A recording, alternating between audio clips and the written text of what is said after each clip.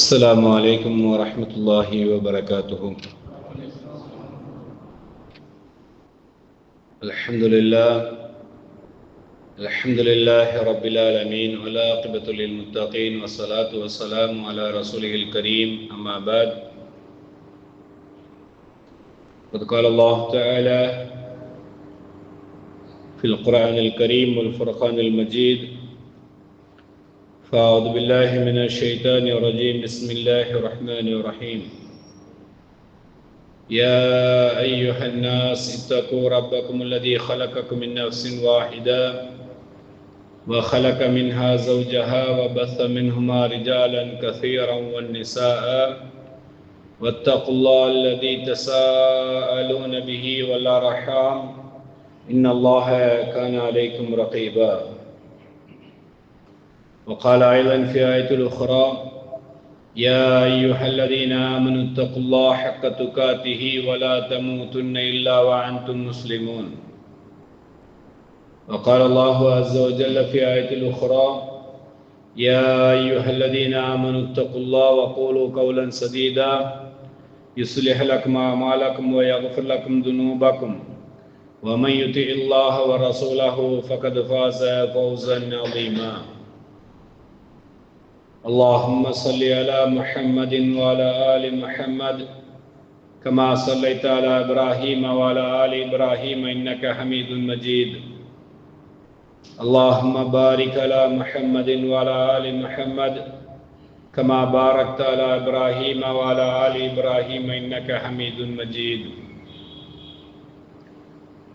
رب زدني علما وارزقني فهما ربي هب لي حكما والحقني بالصالحين رب اشرح لي صدري ويسر لي أمري واحلل عقدة من لساني يفقهوا قولي.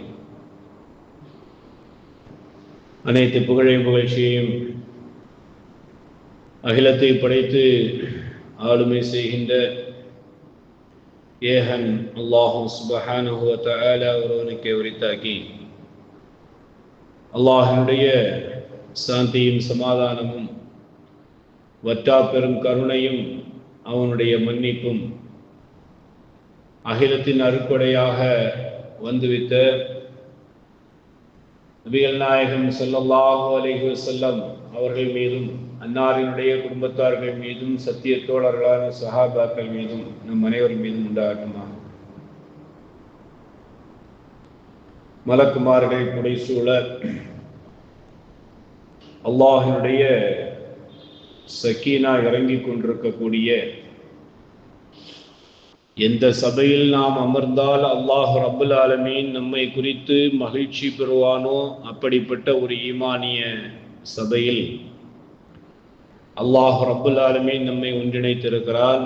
அல்ஹம்துலில்லாஹ். இந்த தர்பியா வகுப்பின் மூலமாக எதை நாம் செவிமடுக்கிறோமோ அதை நம்முடைய வாழ்வியலில் நடைமுறைப்படுத்துகின்ற தௌஃபீகை அல்லாஹ் ரப்புல் ஆலமீன் நம் அனைவருக்கும் தந்தருள்வானாக.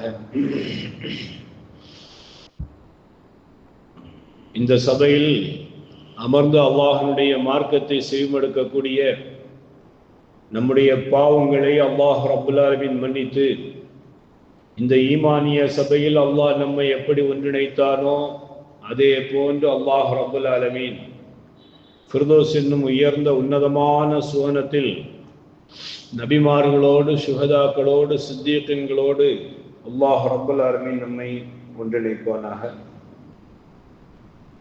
கண்ணியத்திற்குரிய இஸ்லாமிய சொந்தங்களே, இந்த தர்பியாவினுடைய தலைப்பாக குடும்பத்தில் மறுமை சிந்தனையை வளர்ப்போம் என்கிற ஒரு தலைப்பு இடப்பட்டிருக்கிறது. இந்த தலைப்பு இடப்படுவதற்கான உரிய காரணம் என்ன என்றால், இன்றைக்கு வாழ்ந்து கொண்டிருக்கக்கூடிய பெரும்பான்மையான குடும்பங்கள் இந்த உலகத்தினுடைய சிந்தனையில் அதிகமாக மூழ்கி இருக்கிறார்களா அல்லது ஆகிரத்தை மறுமையை குறித்த சிந்தனையில் மூழ்கி இருக்கிறார்களா என்று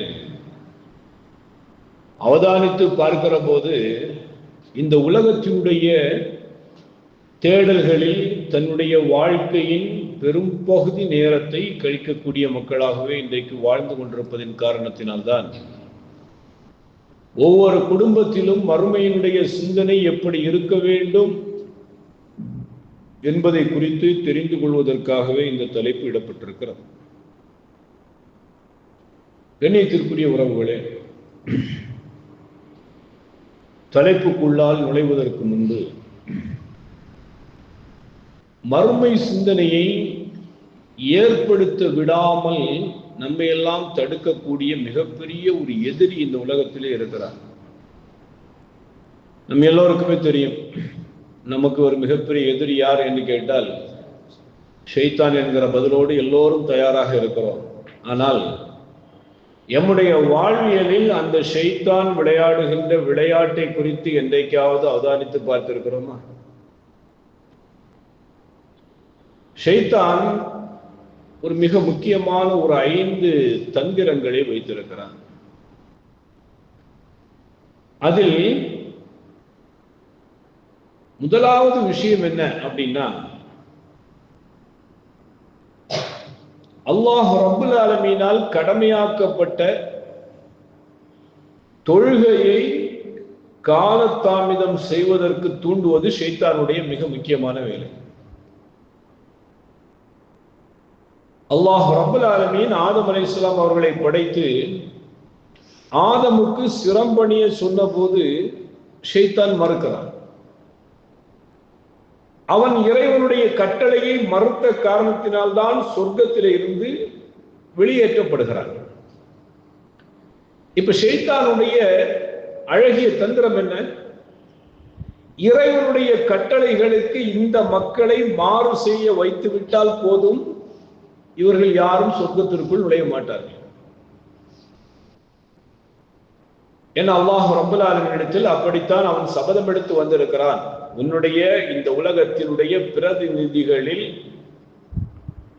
பெரும்பான்மையான மனிதர்கள் உனக்கு கட்டுப்படுகின்ற மக்களாக நீ பார்க்க மாட்டாய் என்று அல்லாஹ்விடத்தில் சபதம் எடுத்திருக்கிறான். அப்போதுதான் அல்லாஹ் ரப்புல் ஆலமீன் ஷைத்தானிடத்தில் சொன்னான், யாரெல்லாம் இந்த உலகத்தில் உன்னுடைய மாய வலையில் வீழ்ந்து என்னுடைய கட்டளைகளை புறக்கணித்து உனக்கு பின்னால் வருகிறார்களோ உன்னையும் அவர்களையும் சேர்த்து நரகத்திலே தள்ளிவிடுவேன் என்று அல்லாஹ் ரப்புல் ஆலமீன் வாக்களித்திருக்கிறார். இப்ப ஷைத்தானை பின்பற்றக்கூடிய மனிதர்களுடைய எண்ணிக்கை என்ன? அல்லாஹ் ரப்புல் ஆலமீன் நம்மையும் நம்முடைய குடும்பத்தார்களையும் நம்மோடு உறவாடி வாழுகின்ற மக்களையும் அல்லாஹ் ரப்புல் ஆலமீன் பாதுகாக்கட்டும். அல்லாஹ்வுடைய தூதர் ஸல்லல்லாஹு அலைஹி வஸல்லம் அவர்கள் சொன்னார்கள், நாளை மறுமையில் நரகத்தில் ஒவ்வொரு 1000 நபர்களில் 999 நபர்கள் எங்க இருப்பாங்க? நரகத்தில் தான் இருப்பாங்க. ஒவ்வொரு 1000-ல் 1 நபர் மட்டும்தான் சொர்க்கம் என்கிற விகிதத்தில் தான் சொர்க்கவாதிகள் நரகவாதிகள் பிரிக்கப்படுவார்கள். இப்ப நம்முடைய வாழ்க்கையில ஈமானா ஷைத்தானா என்கிற நிலை வரும்போது நாம் அதிகபட்சமா இடம் கொடுப்பது யாருக்கு தான்? ஷைத்தானுக்கு தான் கொடுப்போம். அப்ப இறைவனுக்கு மாறு செய்யக்கூடிய விஷயத்தில் உங்களை தூண்டிவிட்டால் போதும். பாங்கு சொல்லப்படுகிற நேரத்தில் இளைஞர்களுடைய இதயத்தில் ஊசலாடுகின்றார். விளையாட்டு முக்கியம், ஃபுட்பால் முக்கியம், அதை பார், இவன் ஃபுட்பாலை பார்க்கறான், இப்பதானே பாங்கு சொல்றாங்க, இன்னும் 20 நிமிடம் கழித்துத்தானே தொழுகை, விளையாடுகிறான், விளையாட்டில் ஆர்வத்தை ஊட்டுகிறான், தொழுகை லா ஹவ்ல வலா குவத்த இல்லா பில்லாஹ். என்னுடைய வாழ்க்கையில் ஒரு தொழுகை போனது என்பதற்காக இன்னைக்கு எந்த இளைஞர்களாவது கவலைப்படுகிறார்களா? இளைஞர்களை விடுங்க, பெரியவர்கள் ஒரு நேரத்தினுடைய தொழுகை தவறிவிட்டது. அந்த தொழுகைக்காக கவலைப்பட்டு அல்லாஹ்விடத்தில் அழுது புலம்பி மன்னிப்பு தேடியவர்கள் நம்மில் எத்தனை பேர் இருக்கிறோம்? சரி, ஒரு மறதியின் காரணமாக தொழுகையை விட்டுட்டோம். இஸ்லாம் சொல்லுகிறது அது உனக்கு எப்ப ஞாபகம் வருதோ அப்ப தொழுகு. அந்த சட்டத்தை ஃபாலோ பண்ணக்கூடியவங்க நம்மள எத்தனை பேர் இருக்கிறோம்? இப்ப இங்க மறுமை ஜெயிக்கிறதா ஷைத்தான் ஜெயிக்கிறான்? ஷைத்தான் ஜெயிக்கிறான். இப்ப இறைவனுடைய கட்டளைக்கு நீ மாறு செய்துட்ட. அப்ப ஒரு கட்டளைக்கு மாறு செய்த காரணத்திற்காகவே ஷைத்தான் சொர்க்கத்தில் இருந்து வெளியேற்றப்பட்டான் என்றால், ஒவ்வொரு நாளும் 5 நேரத்தினுடைய கடமையில் எத்தனை கடமை தொழுகைகளை நாம் விட்டுக் கொண்டிருக்கிறோம். அப்படியானால் நம்முடைய வாழ்க்கை மறுமையினுடைய சிந்தனை இல்லாமல் சென்று கொண்டிருக்கிறது என்பதை இந்த வாழ்க்கை நமக்கு எச்சரிக்கை செய்கிறது. ஒரு ஆலய மணி அடிக்கிறது. என இறைவனுக்கு நாம் செய்யக்கூடிய மிகப்பெரிய கடமைகள் இல்ல ஒன்று அந்த தொழுகைதான். அல்லாஹ் ரப்பல் ஆலமீன் சொல்லும்போது, உன்னுடைய குடும்பத்தார்களுக்கு தொழுகையை கொண்டு ஏவுங்கிறான். அந்த தொழுகையில் அவர்களை நிலைத்திருக்க செய்யுங்கள் என்று அல்லாஹ் ரப்பல் ஆலமீன் சொல்றான். அல்லாஹ்வுடைய தூதர் அவர்கள் 7 வயதை அடைந்தால் தொழுகைக்கு உன்னுடைய குழந்தைகளை பழக்குங்கள் என்று சொல்லுகிறார். 10 வயதை அடைந்தால் அடித்தேனும் அவர்களை தொழுக சொல்லுங்கள். அப்ப அல்லாஹ்வுடைய கட்டளைக்கும் இந்த சமூகம் மாறு செய்கிறது, அல்லாஹ்வுடைய தூதருடைய கட்டளைக்கும் மாறு செய்கிறது. ஆனால் இந்த சமூகம் எதிர்பார்க்கக்கூடிய விஷயம் என்ன தெரியுமா? அல்லாஹ் எனக்கு சொர்க்கத்தை தர வேண்டும். எதிர்பார்ப்பு என்ன? அல்லாஹ் சொர்க்கத்தை தர வேண்டும். சொர்க்கத்தினுடைய திறவுகோலாக எந்த அமல் இந்த உலகத்தில் இருக்கிறதோ அந்த அமல் என்கிட்ட இல்லை. அஸ்ஸலா மிஃப்தாஹுல் ஜன்னah, தொழுகை சுவனத்தினுடைய திறவுகோல். வீட்டை பூட்டி சாவியை கொண்டுட்டு பள்ளிவாசலுக்கு வந்துட்டீங்க, வர்ற வழியில சாவியை தொலைச்சிட்டீங்க, மறுபடி போய் வீட்டை எப்படி திறக்கிறது? பூட்டை உடைச்சுதான் ஆகணும். ரொம்ப எக்ஸ்பென்சிவான பூட்டு, கணவர் துபாயிலிருந்து கொண்டு வந்த பூட்டு, அதை உடைக்க வேற மனம் இல்லைன்னு வேற புலம்புவாங்க. அதை உடைக்கிறதுக்கு முன்னாடி அந்த தெருவில் ஒரு 40 தடவை அலைஞ்சு திரிஞ்சு எப்படியாவது அந்த சாவியை தேடி கண்டுபிடிச்சு உங்களுக்கு ஒரு வாய்ப்பு கிடைச்சிருச்சு. இப்ப என்னுடைய சொர்க்கத்தின் திறவுகோல் தொலைந்து கொண்டே இருக்கிறது. ஷைத்தான் அதை தொலைத்து கொண்டே இருக்கிறது. இளைஞர்களிடத்திலும் பெரியவர்களிடத்திலும் இல்ல, அந்த ஷைத்தான் விளையாடி கொண்டே இருக்கிறது. என்னுடைய சுவனத்தினுடைய கதவின் சாவி தொலைக்கப்படுகிறது. நாளை மறுமையில் அதை நீங்க தேடக்கூட முடியாது. ஏன் மர்ம வரைக்கும் போயிட்டு இந்த துனியாவிலேயே உங்களுடைய ரூஹ தூக்கிட்டாங்கன்னா முடிஞ்சு போச்சு. அதுக்கு பிறகு நீங்க என்ன செய்ய முடியாது? அந்த சாவியை தயாரிக்கவே முடியாது. சொர்க்கத்துல நீங்க உடைக்கிறதுக்கு பூட்டும் கிடையாது. அதையும் தாண்டி உடைக்க போனீங்கன்னாலும் பலமான காவலாளிகள் இருக்கிறாங்க, உங்களால உள்ள நுழையவே முடியாது. அல்லாஹ் இந்த தர்பியா வகுப்பின் மூலமாக உங்களுக்கு ஒரு சின்ன எச்சரிக்கை மணியை அடிக்கிறார். இளைஞர்களுக்கும் உம்மாமார்களுக்கும் சகோதரிகளுக்கும் அல்லாஹ் ஆலயமணி அடிக்கிறான். உன்னுடைய ஆயுள் முடிவதற்கு முன்னால் ஷைத்தானுடைய தந்திரமான ஊசலாட்டத்தில் இருந்து உன்னை நீ என்ன செஞ்சுக்க, வெளியே கொண்டு வந்துடும். இதனால் வரைக்கும் நடந்த தவறுகளுக்காக அல்லாஹ்விடத்துல மன்னிப்பு கேளு. இதற்கு பிறகு என்னுடைய வாழ்க்கையில் எந்த தொழுகையும் நான் தொலைப்பதில்லை, ஜமாஅத்தோடு நிறைவேற்றப் போகிறேன் என்கிற உறுதிமொழியை இந்த சபையின் மூலமாக எடுத்துக்கொள்ளுங்கள். இரண்டாவதாக, ஷைத்தானுடைய தந்திரம் என்ன அப்படின்னா, பாவங்களை சாதாரணமாக காண்பிப்பது. அல்லாஹ்வுடைய ரசூல் சொன்னாங்க, ஒரு மோமின் பாவம் செய்யும் போது அவனுடைய உள்ளத்தில் எப்படி பயம் வரும் தெரியுமா? தன்னுடைய தலைக்கு மேல் ஒரு பாறாங்கல்லு நிற்கிறது. அதனுடைய கயிறு அறுந்து போனால் என்ன செய்யும்? அந்த பாறாங்கல் என்னுடைய தலை மீது விழுந்து விடும் என்று எப்படி பயப்படுவானோ அந்த பயம் ஒரு பாவத்தை செய்யும் போது ஒரு இறை விசுவாசி இடத்தில் இருக்க வேண்டும் என்றார்கள் அல்லாஹ்வுடைய தூதர் ஸல்லல்லாஹு அலைஹி வஸல்லம். இன்றைக்கு பாவங்கள் குடும்பத்திலே மலிந்து கிடக்கிறது. எடுத்து சொல்வதற்கும் ஆள் இல்லை, அந்த பாவத்தை தடுப்பதற்கும் ஆள் இல்லை. அப்ப அந்த ஒவ்வொரு பாவங்களையும் ஷைத்தான் அதை அழகாக காண்பிக்கிறான். அல்லாஹ் ரப்பல் ஆலமீன் அதை குறித்து சொல்லும் போது சொல்கிறான், ஷைத்தான் உங்களுக்கு அந்த பாவத்தை அழகாக காண்பிக்கிறான், நீங்களும் அந்த பாவத்தை செய்து கொண்டே இருக்கிறீர்கள், அல்லாஹ்வும் விட்டு கொண்டே இருப்பான். ஒரு கட்டத்தில் உங்களை ஒரு லாக் பண்ணுவோம். அல்லாஹ்வுடைய வேலை தான். பாவம் செய்யும் போது இப்படி வகுப்புகள் மூலமாக குரானிய வசனங்களை கொண்டு ஹதீஸ்களை கொண்டு அல்லாஹ் நமக்கு பல முறை ஆலயம் மணி அடித்து எச்சரிக்கை செய்திருப்பான்.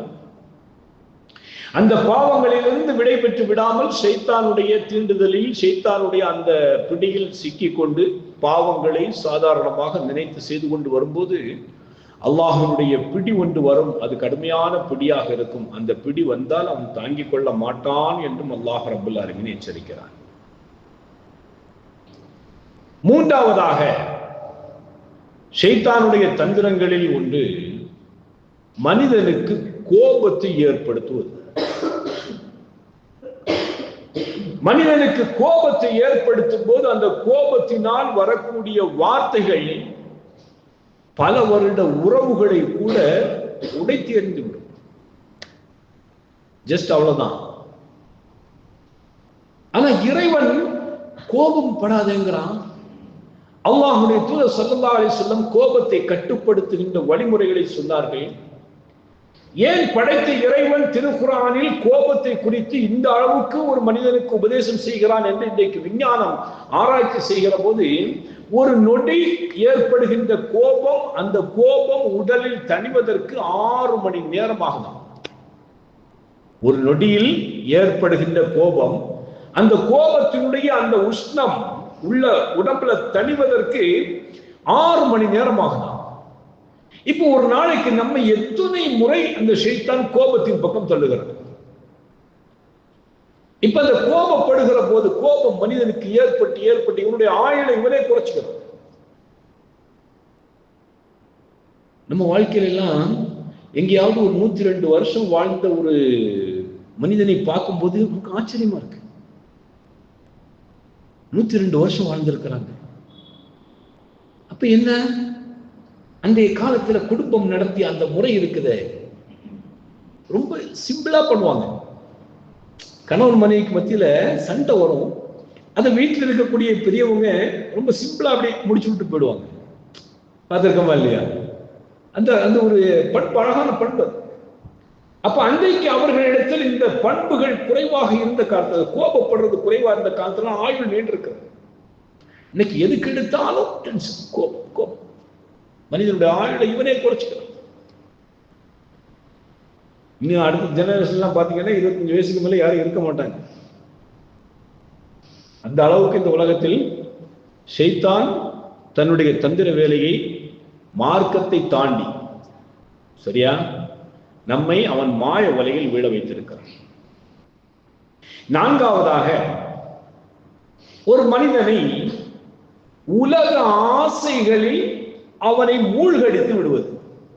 ஷைத்தானுடைய அதீதமான தந்திரங்களில் ஒன்று என்ன, உலகத்தினுடைய ஆசையை கொடுத்துட்டுன்னு வைங்களேன், மறுமையினுடைய நினைவு போயிடும். ஏன்னா அல்லாஹ் ரப்பல் ஆலமீன் அந்த இறை தூதரை நபிகள் நாயகம் ஸல்லல்லாஹு அலைஹி வஸல்லம் அவர்களை அழைத்து, வலா தஅது ஐனாக அன்ஹும் துரீது ஸீனத்தல் ஹயாத்தத் துன்யா, குர்ஆன்ல அல்லாஹ் அழகா சொல்றான், நபியே இந்த உலகத்தினுடைய அழகா அலங்காரம் பகட்டு, இந்த உலகத்தினுடைய தேடல் தேவை, இதுல போய் நீங்க என்ன செஞ்சிடாதீங்க, உங்களுடைய பார்வையை செலுத்தி விடாதீர்கள், மூழ்கி விடாதீர்கள்.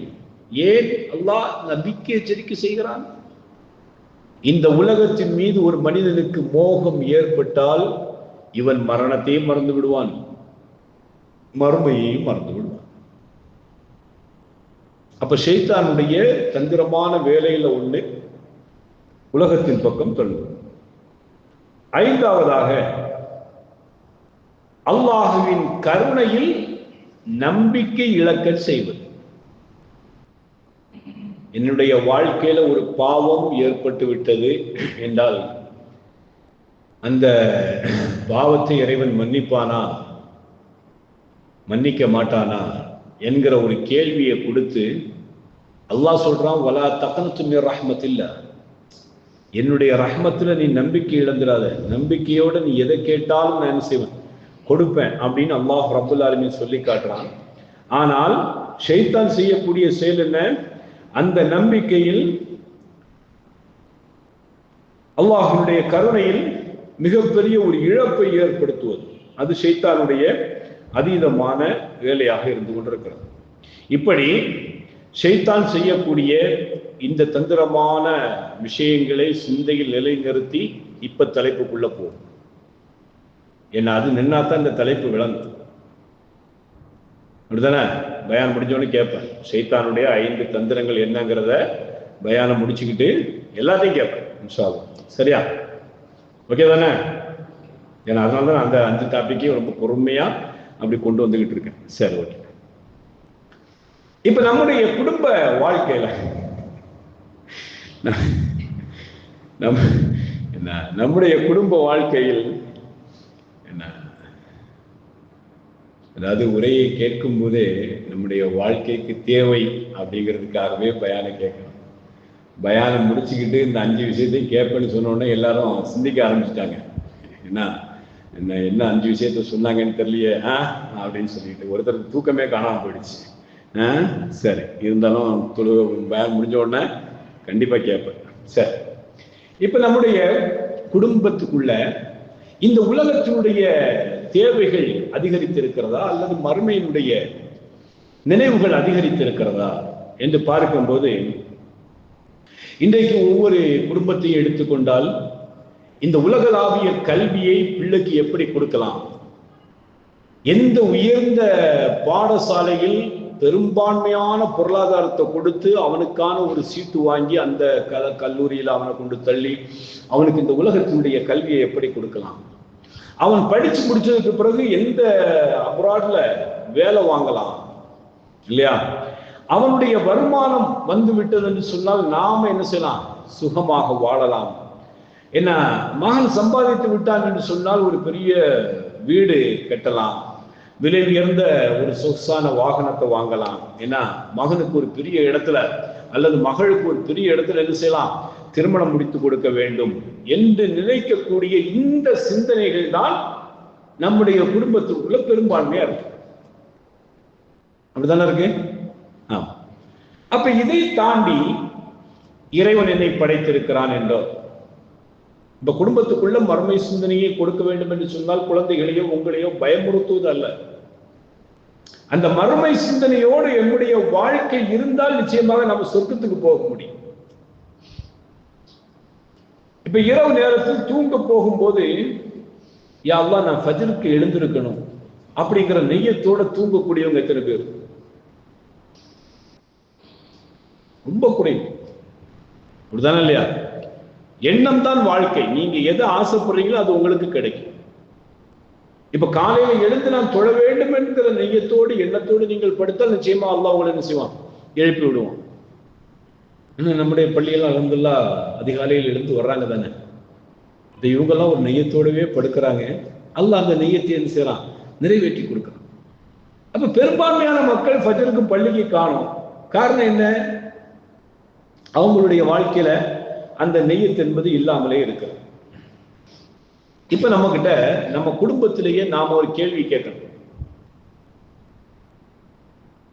என்னுடைய பிள்ளைகளுடைய படிப்பு, வருமானம், வேலை, திருமணம், பொருளாதாரத்தை சேமிப்பது, இதையெல்லாம் குறித்து நான் யோசிக்கிறேனே.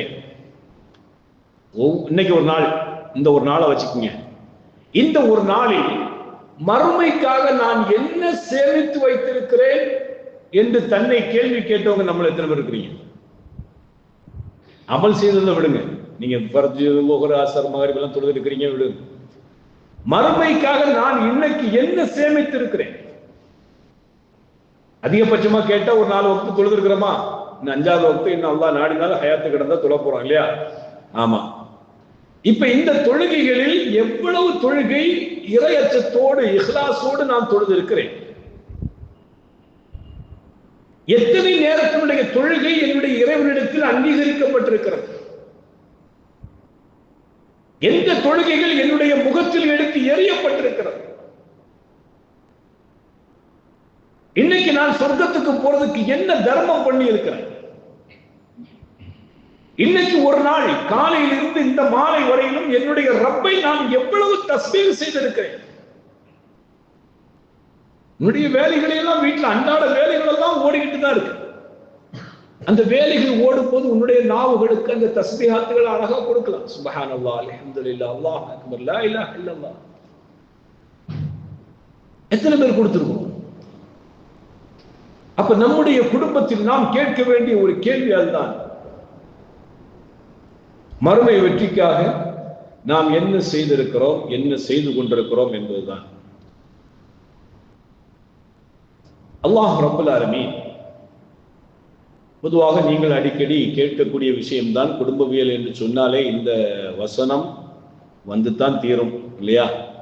எல்லா குடும்பவியல் வாழ்க்கையிலையும் இந்த வசனத்தை நான் நினைவுபடுத்துவது உண்டு. அல்லாஹ் ரப்பல் ஆலமீன் 66வது அத்தியாயத்தினுடைய 6வது வசனத்தில் அல்லாஹ் ரப்பல் ஆலமீன் சொல்லுகிறான், யா அய்யுஹல்லதீன ஆமனூ.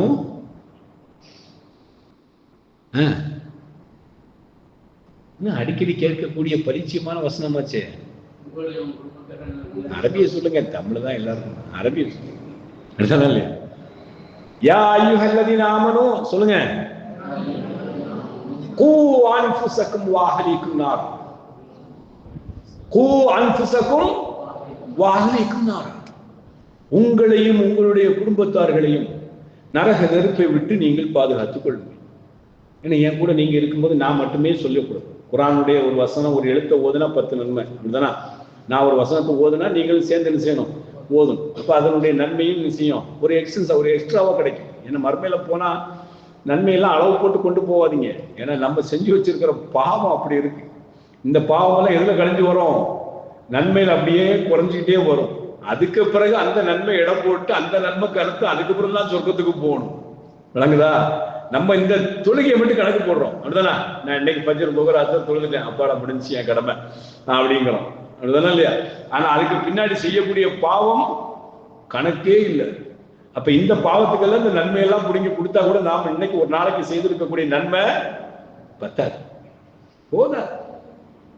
ஏன்னா மறுமையில விசாரணைக்கு வந்து அந்த நன்மையெல்லாம் எடுத்து எல்லாருக்கும் கொடுத்து முடிச்சு அதுக்கு பிறகு எஞ்சி இருக்கக்கூடிய நன்மையை தூக்கி தராசுல வச்சு அந்த தராசு என்ன செய்யணும்? கணக்கு. அதுக்கு பிறகுதான் நான் சொர்க்கத்துக்கு போக முடியும். அப்ப நன்மைகள் கணக்கில்லாமல் செய்ய வேண்டும். அப்போ ஒரு சபையில உட்கார்ந்து இருக்கும்போது ஒரு குர்ஆன் வசனத்தை சேர்ந்து ஓதனோம்னா என்ன கிடைக்கும்? கொஞ்சம் நன்மை கிடைக்கும். நான் இப்ப சுப்ஹானல்லாஹ் அல்ஹம்துலில்லாஹ் சொல்லும் போது 2 நாவுகள் தான் அசைஞ்சிச்சு, நான் பாக்குறேன். பாக்கி எல்லாம் சும்மா தான் இருக்கிறீங்க. நான் ஒரு தஸ்பீஹ் சொல்றேன்ல, சுப்ஹானல்லாஹ் அல்ஹம்துலில்லாஹ் அல்லாஹு அக்பர் லா இலாஹ இல்லல்லாஹ், எனக்கு மட்டும் நன்மை போதுமா? கேட்கக்கூடிய நீங்களும் அதை என்ன செய்யணும்? சொல்ல வேண்டும். அப்படிதானே? சரி. அப்ப அந்த அடிப்படையில் அல்லாஹ் ரப்பல் ஆலமீன் ஈமான் கொண்ட மக்களை அழைத்து குடும்ப தலைவருக்கு அல்லாஹ் சொல்றான், உங்களுக்கு ஒரு பெரிய பொறுப்பு இருக்கு. உங்களுக்கு என்ன இருக்கு? ஒரு பெரிய பொறுப்பு இருக்கு. என்ன பொறுப்பு? உங்களையும் உங்களுடைய குடும்பத்தார்களையும் நீங்க நரக நெருப்பை விட்டு காப்பாற்ற வேண்டிய பொறுப்பு அத்துணை குடும்ப தலைவர்களுக்கும் இருக்கிறது. இனிமே குடும்பத்தை ஆளப்போகிற தலைவர்களாக வரப்போகிற உங்களுக்கும் இருக்கிறது. இப்ப நீங்க இப்பவுமே உங்களை முயற்சி பண்ணி கொண்டு வந்தா தான் உங்களுக்குன்னு ஒரு குடும்பம் வரும்போது நீங்க என்ன செய்ய முடியும்? காப்பாற்ற முடியும். அப்படிதானே? அப்போ ஒரு தலைவருக்கு வேலை என்ன? நான் சம்பாதிக்கிறேன், பொண்டாட்டிக்கு சாப்பாடு கொடுக்குறேன், ட்ரெஸ் எடுத்து கொடுக்குறேன், இல்லை பொண்டாட்டிகிட்ட அன்பா பேசுறேன், பிள்ளைகிட்ட அன்பா பேசுறேன், நான் செலவு பண்றேன், தர்மம் பண்றேன். ஓகே, இதெல்லாம் அவனுடைய கடமை. இதை தாண்டி அல்லாஹுவால் நியமிக்கப்பட்ட முக்கியமான ஒரு கடமை இருக்கிறது, உன் குடும்பத்தை நரகத்திலிருந்து காப்பாற்று. அப்ப அல்லாஹ் ரப்பல் ஆலமீன் நமக்கு அதை சொல்லி தரும்போது அப்ப குடும்பத்துக்கு நீங்க செலவீனத்தை கொடுக்கும்போது ஈமானையும் சேர்த்து என்ன செய்யுங்க, கொடுங்க. ஈமானை சேர்த்து கொடுங்க. பிள்ளை தப்பு பண்ணா பிள்ளைகிட்ட மார்க்கத்தை சொல்லும். அதான் குடும்பத்துக்குள்ள மர்மை நினைவு. இந்த தப்பை நீ தொடர்ந்து செய்றிய, திடீர்னு மௌத்து வந்துருச்சுன்னா நாளைக்கு அல்லாஹ்ட்ட போய் என்ன பதில் சொல்ல போற? இதான் அந்த மர்மையை நினைவுபடுத்துவது என்பது. இதுதான் அந்த குடும்பத்துக்குள். அப்போ அல்லாஹ் ரப்பல் ஆலமீன் சொல்வதை போல் அந்த குடும்பத்துக்குள்ள ஈமானை கொடுக்க வேண்டும், குடும்பத்துக்குள்ள தொழுகையை கொடுக்கணும். ரசூலுல்லாஹி ஸல்லல்லாஹு அலைஹி வஸல்லம் வாழ்க்கையை பார்த்தீங்கன்னு சொன்னா, தொழுகைக்கு போவாங்க, மனைவிமார்களை எழுப்பி விட்டு போவாங்க, தொழுங்க அப்படின்னு. ரசூலுல்லாஹ் தொழுதுட்டு வீட்டுக்கு போகும்போது சில மனைவிமார்கள் தொழுத இடத்திலே உட்கார்ந்து ரொம்ப நேரம் என்ன செய்வாங்க, திக்ர்லாம் ஓதுவாங்க. அப்ப ரசூலுல்லாஹ் அங்க ஈமானை கொடுக்குறாங்க பாருங்க. நான் தொழ போகும்போது நீங்க சொல்லால உட்கார்ந்த, நான் தொழுது முடிச்சுட்டு ரசூலுல்லாஹ் எப்போ வருவாங்கன்னா, சூரியன் உதயமானதுக்கு பிறகு 2 ரக்காத் தொழுதுகிட்டு தான் செய்வாங்க, வீட்டுக்கே வருவாங்க. அது வரைக்கும் பள்ளியில இருப்பாங்க. நம்மலாம் ஃபஜ்ர் தொழுத உடனே துண்டக்கான துணியக்கானு ஓடுறோம். ஏன்? அந்த தூக்கத்தை அப்படியே ஸ்டாப் பண்ணி வச்சுட்டு வருவோம். அப்படிதான் இல்லையா? அந்த தூக்கத்தை கண்டினியூ பண்றதுக்காக எப்படா இமாம் சலாம் கொடுக்க மாட்டார், நான் அப்படி சலாம் கொடுத்த உடனே ஓடிடுவோம். ஏன்? அந்த பெண்டிங் தூக்கத்தை அப்படி கண்டினியூ பண்றதுக்கு. ஆனா ரசூலுல்லாஹ்வுடைய வாழ்க்கையில பாருங்க, ஈமான் எப்படி கொடுக்கப்பட்டிருக்கு, அந்த மறுமையினுடைய நினைவு எப்படி கொடுக்கப்பட்டிருக்குன்னு பாருங்க. ரசூலுல்லாஹ் தொழுகைக்கு போகும்போது எழுப்பி விட்டு போயிடுறாங்க. வரும்போதும் மனைவியை பார்க்கறாங்க, முஸல்லாவுல இருக்கிறாங்க. இவ்வளவு நேரம் என்னமா பண்ணிட்டு இருக்க? ஏன்னா ரசூலுல்லாஹ் தொழுதுட்டு உடனே வர்ற ஆள் கிடையாது, பள்ளியிலே இருப்பாங்க. சஹாபாக்களும் ரசூலுல்லாஹ் தான் பள்ளியில இருப்பாங்க. சூரியன் உதயமான உடனே ஒரு 2 ரக்காத் தொழுதுட்டு என்ன செய்வாங்க, ரசூலுல்லாஹ் வீட்டுக்கு வருவாங்க. அப்படி வரும்போது பார்க்கறாங்க, மனைவி அந்த முஸல்லாலே உட்கார்ந்து ரொம்ப திக்ர் ஓதிட்டு இருக்கிறாங்க. நீ இவ்வளவு நேரம் என்னமா பண்ற அப்படிங்கிறாங்க ரசூலுல்லாஹ். உடனே அந்த துணைவியார் சொல்றாங்க, யார் சொல்லலாம், நான் வந்து ஃபஜ்ர் தொழுதுட்டு இவ்வளவு நேரமா திக்ர்லயே இருக்கிறேன் யார சொல்லலாம் அப்படின்ட்டாங்க. ரசூலுல்லாஹ் அப்போ ஒரு பொறுப்பு பாருங்க, அந்த குடும்ப தலைவருக்கு இருக்கிற பொறுப்பு பாருங்க. நீ இவ்வளவு நேரம் உட்கார்ந்து திக்ர் செய்தியே, இந்த நன்மையை நான் ஒரு 4 வார்த்தையை 3 முறை சொல்லி இவ்வளவு நன்மையை கொள்ளையடிச்சுட்டு வந்துட்டேங்கிறாங்க ரசூலுல்லாஹ்.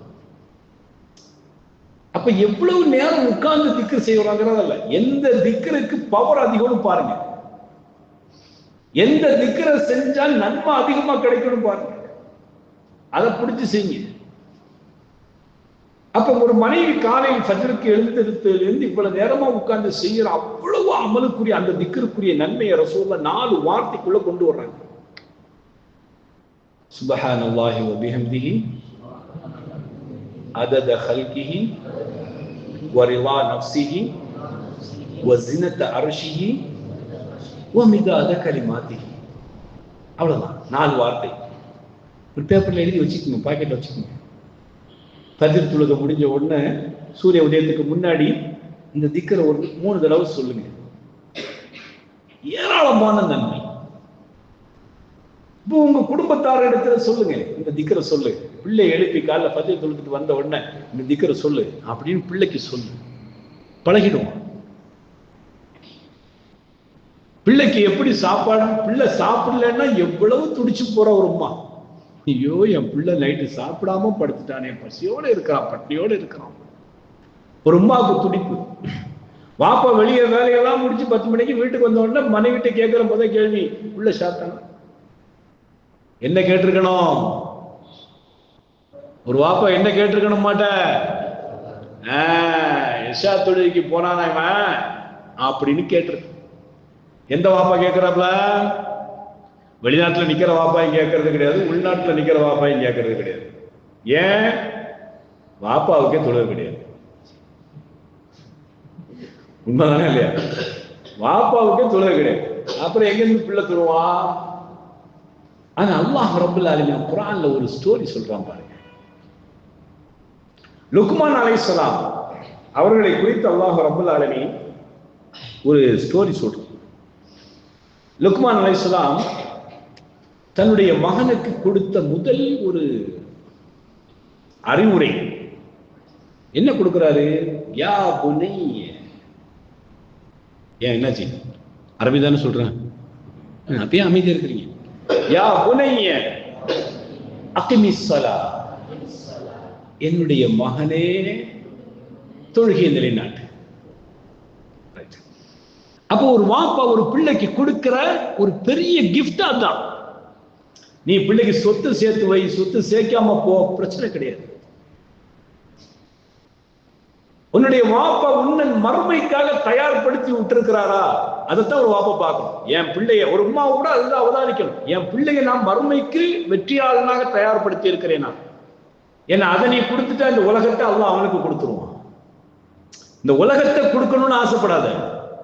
ஏன்னா இந்த உலகத்துல வெற்றியும் இருக்கு, தோல்வியும் இருக்கு, நஷ்டம் இருக்கு, லாபம் இருக்கு.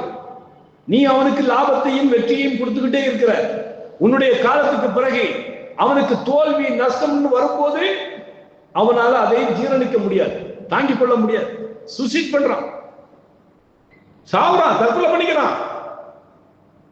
அப்ப நீ கொடுக்க வேண்டியது எதை? அல்லாஹ்வை பற்றிய நினைவு கொடு. நான் எல்லா பிள்ளைகளுக்கும் சொல்லுவேன், எக்ஸாம் வருதா, மதரசா லீவுங்கிறாங்க, அம்மா பள்ளி லீவு, அல்லாஹ்வை விட்டுக்கிட்டு நீ பள்ளியை பார்த்து என்னடா செய்ய போற? 99 மார்க் எடுத்துருவியா? அதை வச்சு என்ன செய்ய போற? ஒன்னும் பண்ண முடியாது. நாளைக்கு மறுமையில போயிட்டு, யா அல்லாஹ் நான் குர்ஆனை ஓதல, தொழுகைக்கு போகல, எங்க அம்மா வேண்டான்னு சொன்னா, நான் படிச்சுக்கிட்டு இருந்தேன், தமிழ்ல 99 மார்க் எடுத்துட்டா, அல்லாஹ் சொர்க்கமா? அல்லாஹ்வுடைய கணக்கு என்ன? உனக்கு நான் போட்ட கட்டளையே செஞ்சுட்டியா? ஒரு அம்மா என்ன சொல்லணும்? நீ போ, மதரசாக்கு போ, குர்ஆனை ஓது, அல்லாஹ் உனக்கு இந்த கல்வியை தரும். ஒண்ணுக்குமே வேல்யூஷனே இல்லாத இந்த கல்விக்கு பெரிய கிரேட் இருக்கிற ஒரு கல்வியை தூக்கி போட சொல்ற உம்மாமார்களை எனக்கு உலகத்துல பார்க்கணும். மதரசா 1/2 மணி நேரம், இந்த 1/2 மணி நேரத்துல என்னத்தை படிச்சிட போற? அப்ப ஒரு உம்மா எதை யோசிக்கணும்? என்னுடைய பிள்ளைக்கு நான் மறுமையை கொடுத்து விட்டால், மறுமை சிந்தனையை கொடுத்து விட்டால், அவனுக்கு அதுல ஆழமான நம்பிக்கை ஏற்பட்டு விட்டால், இதெல்லாம் அவனுக்கு சாதாரணம். எனக்கு எக்ஸாம் பத்தி கவலை கிடையாது. ஏன்? என்னுடைய ரப்பு என்னோடு இருக்கிறான். ரசூலுல்லாஹ் சொன்னாங்க, காலையிலும் மாலையிலும் உங்களில் யார் ஒருவர்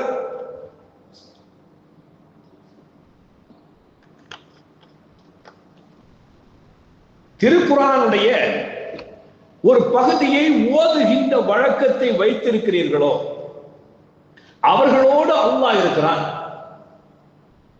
காலையில ஒரு 2 பேஜாவது குறைஞ்சது என்ன செய்யணும்? ஓதிடும். மாலையில ஒரு 2 பேஜ் அல்லது ஒரு பேஜ் ஓது. அல்லது குர்ஆனை எடுத்து வச்சு ஓதுறதுக்கு நேரம் கிடைக்கலையா, உன் மைண்ட்ல இருக்கக்கூடிய, உன் மெமரிஸ்ல இருக்கக்கூடிய, மனப்பாடத்தில் இருக்கக்கூடிய வசனத்தை என்ன செய்ய, ஒரு கொஞ்சம் ஓது. அப்ப காலையிலும் மாலையிலும் நீ குர்ஆனோடு இருந்தால் அல்லாஹ் உன்னோடு இருக்கிறான். அல்லாஹ் உன்னோடு இருக்கும்போது உனக்கு எதுல நஷ்டம் வரும்? இந்த உலகத்தில் எதுல நஷ்டம் வரும்? எதுலையும் வராது. அப்ப உலகத்தினுடைய லாபத்தையும் வெற்றியையும் கொடுக்கக்கூடிய நீங்கள் அந்த பிள்ளைக்கு மர்மையை கொடுங்க. அவன் எப்போதுமே இந்த உலகத்துல தோக்க மாட்டான்.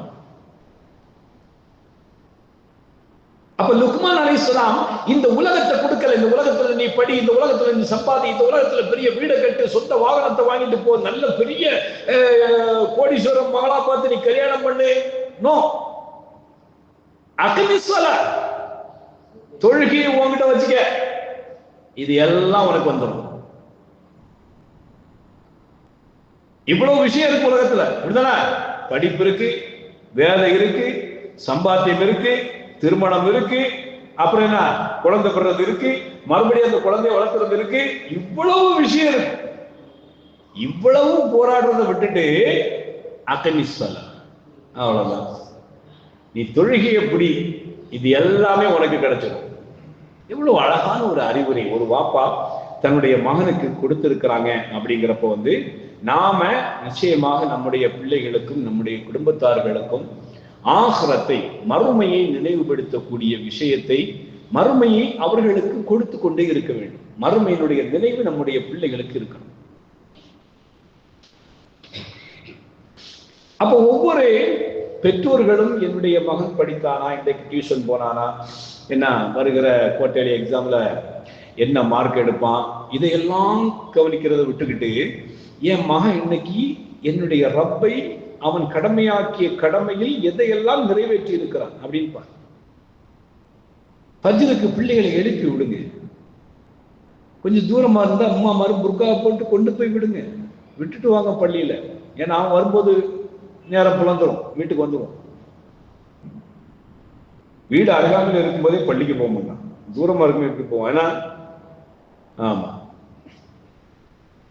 சரி. அப்ப நம்முடைய குழந்தைகளை, நம்முடைய குடும்பத்தார்களை மறுமையினுடைய சிந்தனைகளை அவர்களுக்கு என்ன செய்யணும்? கொடுத்துக்கிட்டே இருக்கு. ஆனா இன்னைக்கு உலகத்தில் நடக்கக்கூடிய விஷயங்கள் என்ன அப்படின்னா, ஒவ்வொரு வீட்டிலையும் பார்க்கும்போது மொபைலை பற்றி ரொம்ப பேசப்படுது. இன்னைக்கு இருக்கக்கூடிய குடும்பங்கள் அதிகமா பேசுறது என்ன? மொபைல் எடு. அம்மா கிச்சன்ல நிற்பா, அந்த டேபிள்ல மொபைல் வச்சிருக்கிற எடு. வாப்பா பெட்ல படுத்து கிடப்பார், அந்த லேப்டாப்பை எடுத்துட்டு வா. ஒரு 10 வருஷத்துக்கு முன்னாடி இந்த மொபைல்லாம் இல்லாதப்போ என்ன இருந்துச்சு?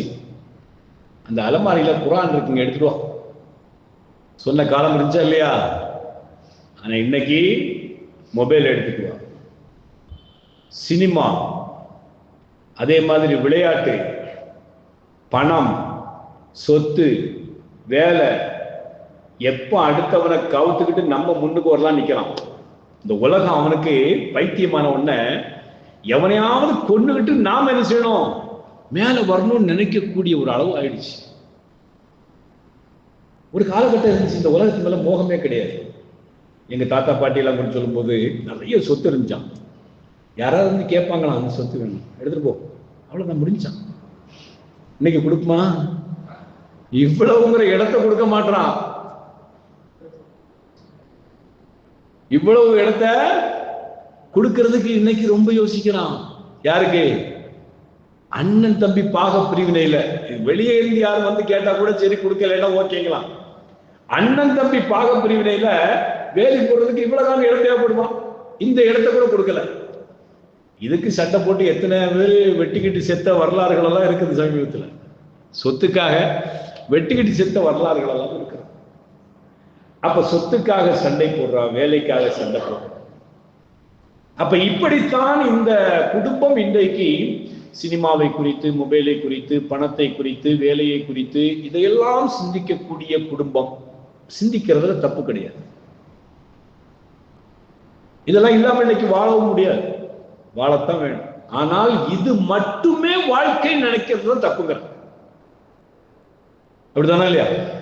அப்ப அந்த வாழ்க்கை, அந்த குடும்பத்துல இதெல்லாமே இருக்கும்போது கூட எதெல்லாம் இருக்கணும்?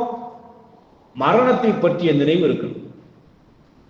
ஃபஜ்ருக்கு பிள்ளையை எழுப்பணும், எந்திரிக்க இல்லையா தட்டி விட்டு அடிச்சு எழுப்பு, தண்ணியை கொண்டு ஊற்றி எழுப்பு. திடீர்னு உனக்கு மவுத்து வந்து அல்லாஹ் உன்னை விசாரிப்பானே, என்ன பதில் சொல்ல போற, போய் தொழுதுட்டு வா அப்படின்னு பிள்ளைக்கு அந்த மரணத்தினுடைய பயத்தை, அந்த ஒரு சிந்தனையை கொடுக்கும். உங்களை யாராவது இன்னைக்கு எனக்கு மவுத்து வரும் அப்படின்னு நினைச்சவங்க யாராவது இருக்கலாம்? காலையிலிருந்து இவ்வளவு நேரம் வரைக்கும் எனக்கு இன்னைக்கு மவுத்து வரும்னு நினைத்தவங்க யாராவது இருக்கீங்களா? ஏன் நினைக்கல? அது வராதுன்னா வருமா? வராதா? வரத்தான் செய்யும். அப்ப அது ஒவ்வொரு நாளும் நினைக்கணும். காலையில எந்திரிச்ச உடனே கண்ணை முழிச்சு பார்க்குற, பக்கத்துல மனைவி இருக்கிற, அந்த பக்கம் பிள்ளை இருக்குது அல்ஹம்துலில்லாஹ், அந்த பக்கம் எட்டி பார்க்குற வாப்பா அம்மா எல்லாரும் இருக்கிறாங்க அல்ஹம்துலில்லாஹ், அப்படிதானா? ஆனா இன்னைக்கு எனக்கு ஒரு வாய்ப்பு கிடைச்சிருக்கு. ஆனா இந்த வாய்ப்பு சாயந்தரம் வரைக்கும் போகுமா?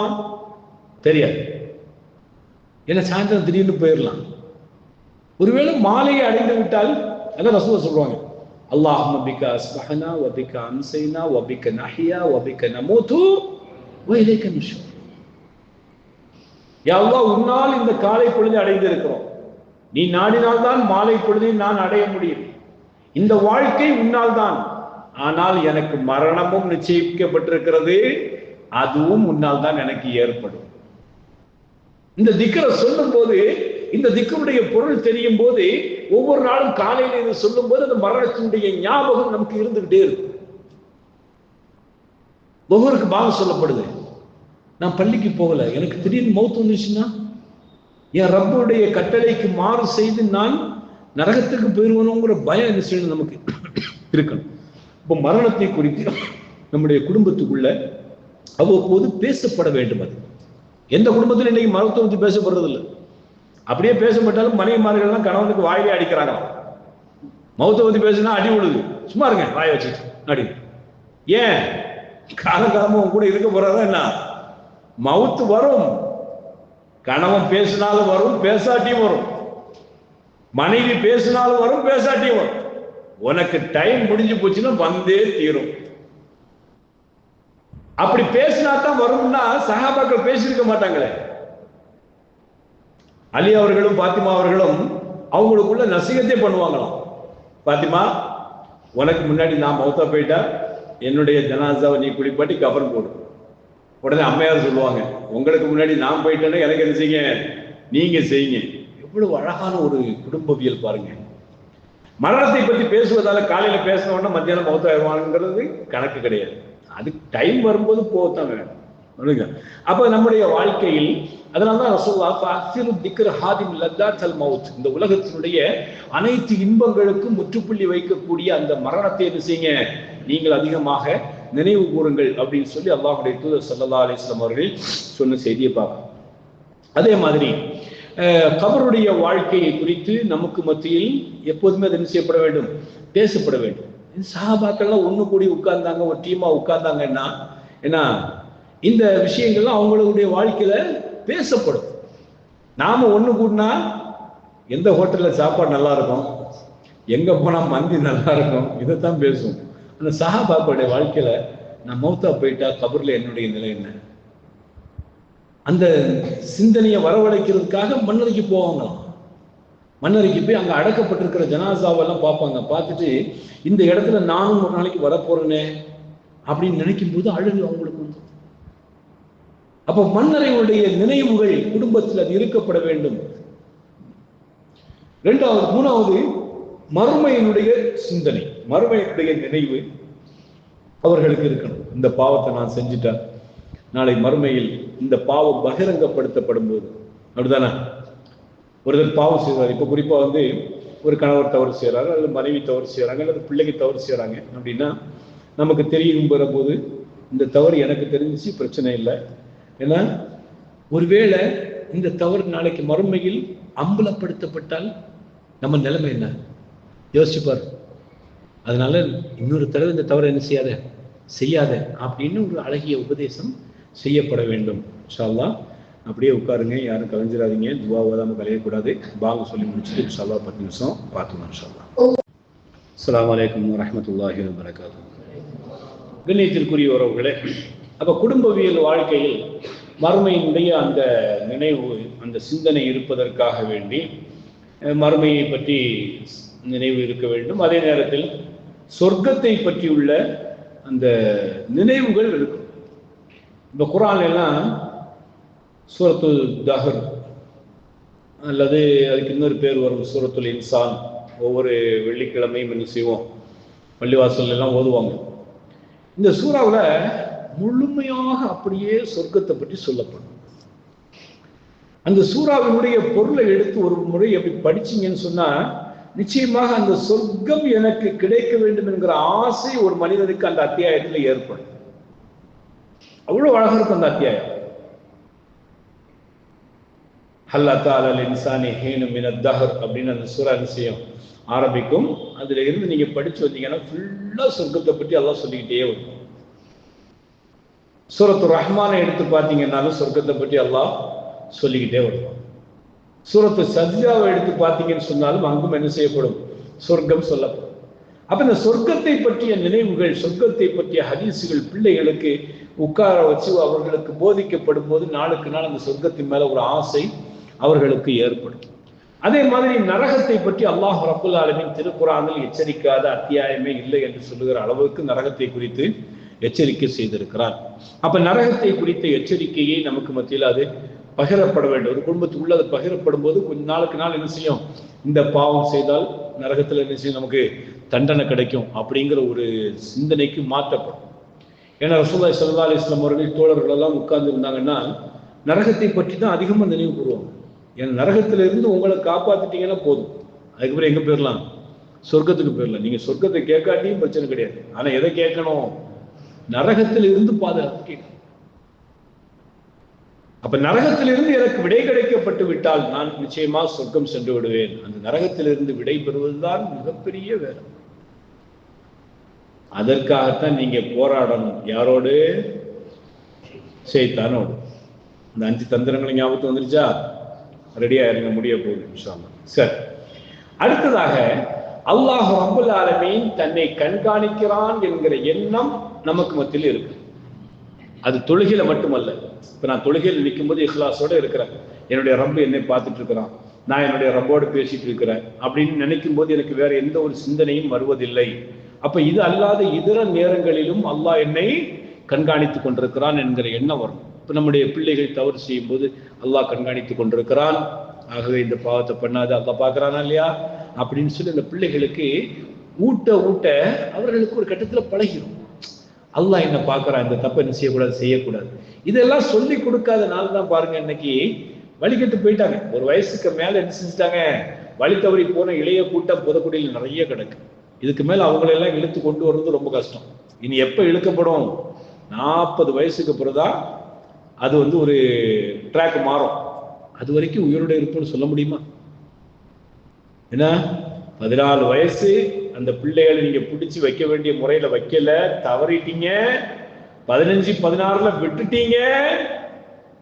அதுக்கு பிறகு அந்த பிள்ளைய நீங்க மார்க்கத்துக்குள்ள எடுக்கவே முடியாது. அப்புறம் எப்ப வரும்? அல்லாஹ் சொல்வதை போன்று 40 வயசு அடைஞ்சி அந்த 40 வயசுல ஒரு முக்தி பெறுவான்.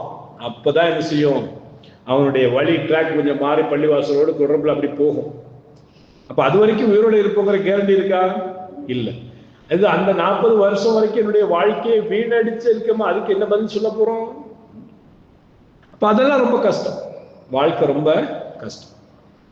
அப்ப அல்லாஹ்வுடைய கண்காணிப்பை குறித்து மக்களுக்கு நாம நினைவுபடுத்தும். அதே மாதிரி நம்முடைய அமல்கள் என்ன, எவ்வளவு அமல்கள் இன்னைக்கு நாம செய்யறோம், எவ்வளவு பாவம் செய்யறோம், எவ்வளவு நன்மை செய்யறோம் அப்படின்னு சொல்லி ஒரு கணக்கு வச்சுக்கணும் உங்களுக்கு மத்தியில்.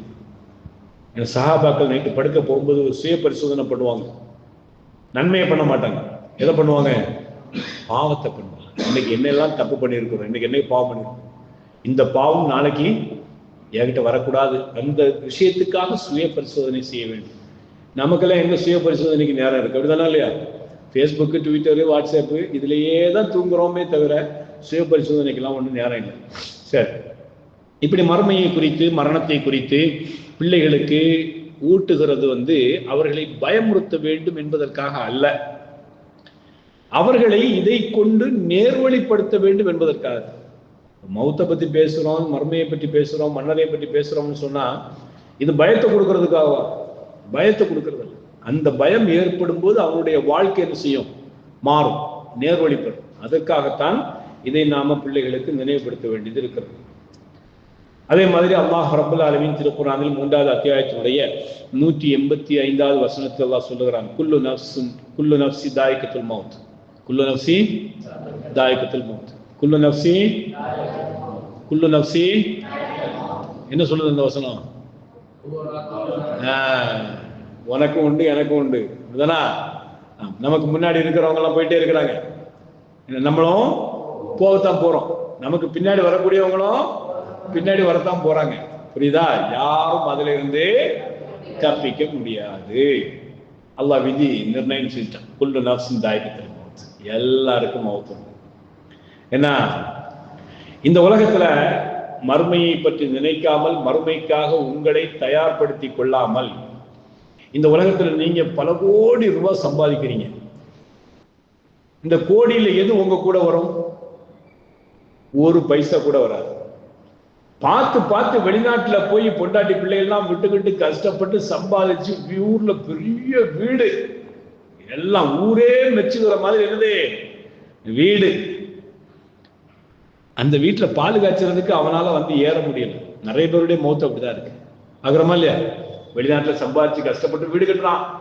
வீடு கட்டி எனக்கு தெரிஞ்ச ஒரு நண்பர் தானே இல்லையா, ஏர்போர்ட் வரைக்கும் வந்துட்டார். அங்கிருந்து கார்ல வீட்டுக்கு ஏற வேண்டியதுதான். ஆனா ஏர்போர்ட் இறங்கி வெளியே வரும்போது ஜனாசாவா வர்றாரு. ஃபிளைட் அவுட் இறங்கி போர்டிங் முடிஞ்சு வெளியே வரும்போது எப்படி வர்றாரு? ஜனாசாவா வர்றாரு. அவ்வளவுதாங்க வாழ்க்கை. நீ மறுமைக்காக எந்த சம்பாத்தியமும் இல்லாமல் இந்த உலகத்துக்காக ஓடி ஓடி ஓடி சம்பாதிச்சு நீ கெட்டின பெரிய வீடு, அந்த வீட்டுல கொண்டு போய் ஒரு நாள் வச்சிருப்பாங்களா? ஒரு நாள் வச்சிருப்பாங்களா? ஐஸ் பெட்டியில வச்சா அதிகபட்சமா 1-2 நாள் வச்சிருப்பாங்க, அவ்வளவுதான். நீ 30 வருஷமா உழைச்சி கஷ்டப்பட்டு பார்த்து பார்த்து கட்டின வீடுங்கிறதுக்காக வேண்டி ஒன்னு அந்த வீட்லயே வைக்க போறாங்களா? கட்டின மனைவி 2வது நாளே சொல்லிடுவா, இதுக்கு மேல வச்சீங்கன்னா நாத்தம் அடிச்சுன்னு தூக்கிடுவான். புரியுதா இல்லையா? அவ்வளவுதான் வாழ்க்கை. இது எதுவுமே நம்ம கூட வராது. அதனால எவ்வளவு சொத்துக்கள் சேர்த்தாலும், என்னதான் இந்த உலகத்தில் ஆசைப்பட்டு வீடு கட்டினாலும், எவ்வளவு விலை உயர்ந்த உயரகமான கார்கள் வாங்கினாலும், இது எதுவுமே நம்மோடு வரப்போவது இல்லை. நம்மோடு வரப்போவதெல்லாம் 2 விஷயங்கள் தான். ஒன்று நாம் செய்யக்கூடிய அமல், இன்னொன்று நாம் செய்யக்கூடிய பாவம். அல்லாஹ் நம்முடைய ரூஹை இந்த உலகத்திலிருந்து எடுப்பதற்கு முன்னால் நம்முடைய அனைத்து பாவங்களையும் அல்லாஹ் மன்னித்தே நம்முடைய ரூஹை அல்லாஹ் எடுக்கட்டும். மண்ணறையில் நம்மை சந்திக்க வருகின்ற மலக்கு நாம் செய்து வைத்திருக்கக்கூடிய அமல்களான மலக்காக மட்டுமே மண்ணறையில் நம்மை சந்திக்கட்டும். அதற்கு ஆசை கொள்ளுங்க. நான் செஞ்சு வச்சிருக்கிற பாவம் உருவெடுத்து வந்துடக்கூடாது, மறுமையில் ரொம்ப கஷ்டம். நான் செஞ்சு வச்சிருக்கக்கூடிய அமல்கள் நமக்கு வர வேண்டும் அப்படிங்கிறத என்ன செய்யணும்? நாம நம்முடைய பிள்ளைகளுக்கு சொல்லி வளர்க்க வேண்டும். அதே மாதிரி இன்னும் என்ன அதிகமான குறிப்புகள் எடுக்கப்பட்டிருக்கிறது. நேரம் குறைவா இருக்கு. இந்த தலைப்பெல்லாம் 1 மணி நேரத்துல முடியக்கூடிய தலைப்புகள் அல்ல, சரியா? அதனால இந்த தர்பியாருடைய வகுப்பின் மூலமாக இவ்வளவு நேரமாக எதை நாம் செவிமடுத்திருக்கிறோமோ அதை இன்ஷா அல்லாஹ் நம்முடைய வாழ்வியலில் நடைமுறைப்படுத்தலாமா? இன்ஷா அல்லாஹ் என்பது வெறும் வார்த்தையாக இருக்கக்கூடாது, உங்களுடைய உள்ளத்திலிருந்து இருக்க வேண்டும். உம்மாமார்கள்லாம் நடைமுறைப்படுத்தலாமா? அங்க அவங்க இன்ஷா அல்லாஹ் சொல்வது இங்க வரைக்கும் நமக்கு கேட்குது. அல்லாஹ் ரப்பல் ஆலமீன் அதை தௌஃபீக் ஆக்கட்டும். நம்ம செய்யறதோடு மட்டுமல்லாம நம்மை சார்ந்து வாழக்கூடியவர்கள், நம்முடைய உறவுகளுக்கும் இந்த விஷயங்களை எடுத்து சொல்லி அவர்களையும் என்ன செய்யணும்? மறுமையினுடைய நினைவோடு இன்ஷா அல்லாஹ் கொண்டு வருவதற்கு நாமும் முயற்சி செய்யணும். நமக்கு அந்த கடமை தரப்பட்டிருக்கிறது. ஆகையால் அல்லாஹ் ரப்பல் ஆலமீன் இந்த சபையில் அமர்ந்து இவ்வளவு நேரம் நாம் அல்லாஹ்வுடைய மார்க்கத்தை செய்யப்படுத்ததை நம்முடைய வாழ்வில் நடைமுறைப்படுத்தக்கூடிய தௌஃபீக் அல்லாஹ் நமக்கு தரட்டும். அல்லாஹ் ரப்பல் ஆலமீன் நம்முடைய அமல்களை அங்கீகரித்து அல்லாஹ் பொருந்திக் கொள்ளுகின்ற அடியார்களாக அல்லாஹ் நம்மை ஆக்கியுள்ளட்டும். அல்லாஹ் ரப்பல் ஆலமீன் நம்முடைய பாவங்களை எல்லாம் மன்னித்து நாளை மஹ்ஷரில் அவனை சந்திக்கக்கூடிய தௌஃபீக்கை அல்லாஹ் நம் யாவருக்கும் தந்தல்வானாக. வாஹ் தாவானா அல்ஹம்துலில்லாஹி ரப்பில் ஆலமீன். சுப்ஹானக அல்லாஹும்ம வபிஹம்திக அஷ்ஹது அன் லா இலாஹா இல்லா அன்த அஸ்தக்ஃபிருக வ அத்தூபு இலைக்.